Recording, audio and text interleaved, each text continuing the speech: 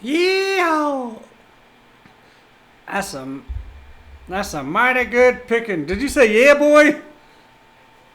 Oh god. Oh yeah, I was about to say I can picture. Yeah, yeah. I won't describe the person because I don't picture him with love. But yeah, boy. I mean, if it were Flav, now that'd be dope if you could get Flavor Flav to be like, yeah, boy. He would. He would. He knows good music when he smokes it. I mean, hears it. Oh, Flav, we love you. Public Enemy put out a new track. Did you know that? Right, and I didn't listen to it at first because it's called.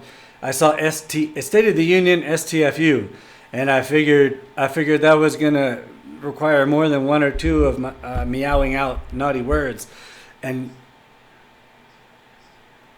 probably.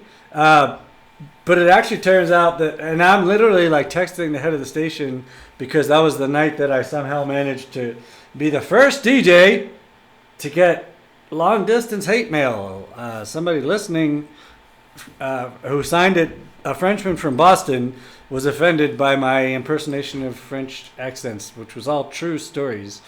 And that, well, first of all, that someone's listening like that, I don't. They could tell me that I should be fired. I'd be happy because I wouldn't be fired over what I did, and just that someone listening. But anyway, so I was communicating with Stella via text, not Stella the cat you see behind me, although they do have some similarities. But anyway, and I was like, that was when I was like, okay, that agitated me enough, even though I wasn't in trouble. And mostly because I got a message and then there was a 3 hour or more gap from the message that we needed to talk. She did say in the message, you're not in trouble, but needs to talk still means, something was up. So I knew somebody had made a complaint. So I was, by that point, a little frazzled. I was like, I need some loud hip hop. And then I remembered that track that I had listened to. And I'm sitting there texting her like, okay, this would take a really good DJ, because it was really only Flav who was cursing, and Public Enemy, Chuck D was just being deep, and about the clown in the White House. He didn't curse. And then I go into the bedroom forgetting that I had this station on, and later at night on Monday, there's a fella who goes by Icky Mac, who A, likes to push it, and B, is a live DJ, and he was doing it without either me nor Stella suggesting that he should do that. Just awesome synchronicities. I don't know. It was cool. So anyway, what'd you just play?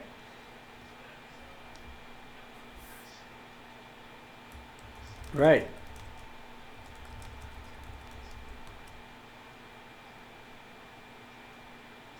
Mm-hmm.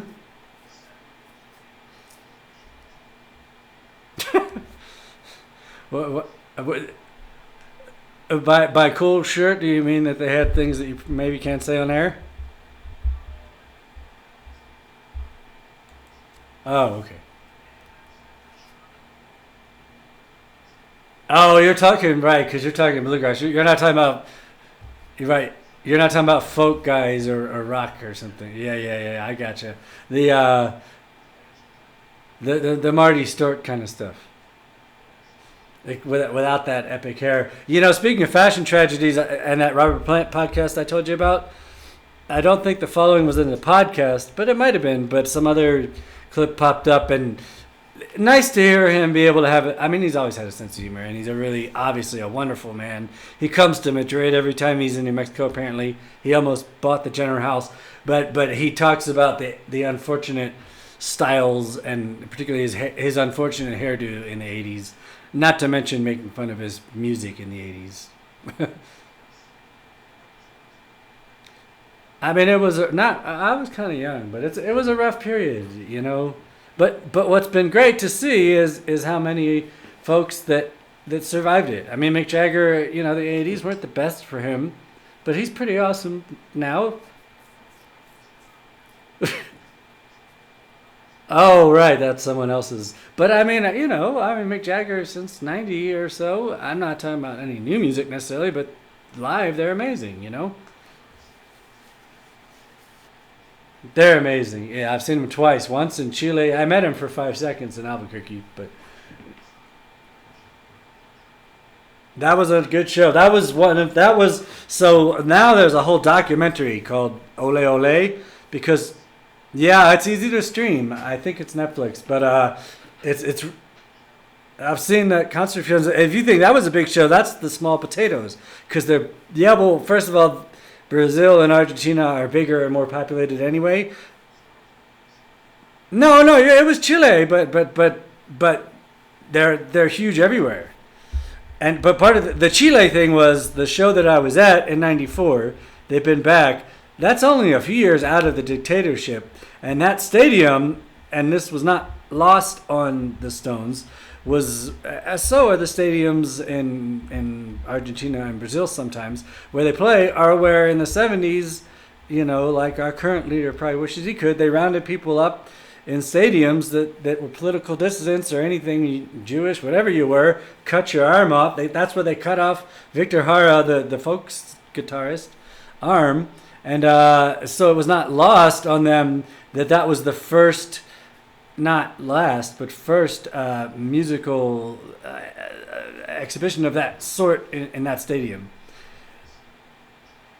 Right. Well, I mean, the chopping up stopped in the early '70s. So it was a football stadium, and it's still there as far as I know, Estadio Nacional de Chile. But as big as that show was, um, uh, they have more of a just madness in Brazil. I guess Brazil's always crazy, and Argentina, particularly Argentina's big stadium was already called La Boca, so it's a perfect fit with the mouth. So we visited, and there's a I don't know the size of nothing in New Mexico, huge building with La Boca on it. But the Doc Ole Ole gets into the fervor in all three countries and why, which is fascinating, because here to younger people, the Stones, maybe there's some old rock band, unless you start to listen to the songs that were wild at the time and realize they still are if you listen, the music being what it is. But down there, it's more precious. And yeah, well, we used to. Not,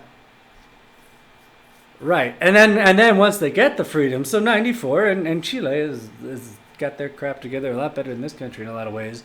Brazil's a mess, and Argentina, is pretty troubled. Just to be able to have taste that loss, like suppose who does somehow steal by the presidency and does things, we'll know more. But anyway, there are a lot of good docs about the Stones, but that one's got a fascinating bent to it, and the shows are amazing. Um,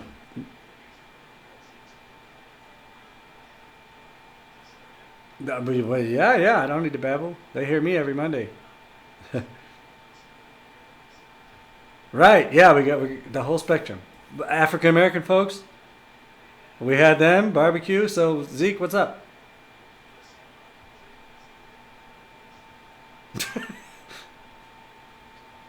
Joe Biden wrote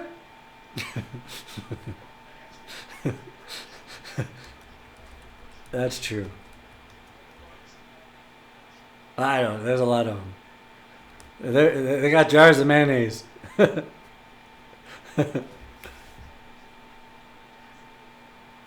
Last thing on my mind, and I was thinking of mayonnaise too much. Well, who did you say wrote it? Okay, take it away.